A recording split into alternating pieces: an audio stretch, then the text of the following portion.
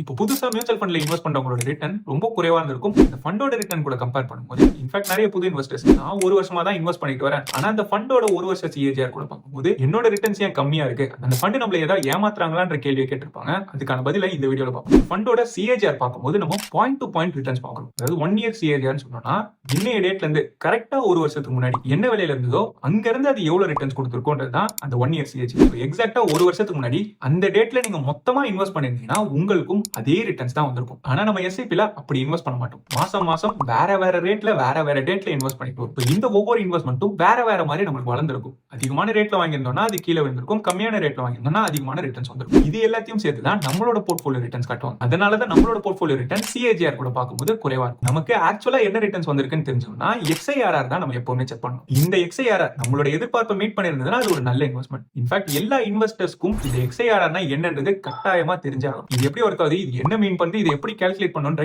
எல்லா இன்ஃபர்மேஷனும் டீடைல்டா இந்த வீடியோல போட்டிருக்கேன். யூடியூப்ல பாக்குறீங்கன்னா கீழே இருக்க ப்ளே பட்டனை கிளிக் பண்ணுங்க. இது கட்டாயமா தெரிஞ்சுக்க வேண்டிய கான்செப்ட்.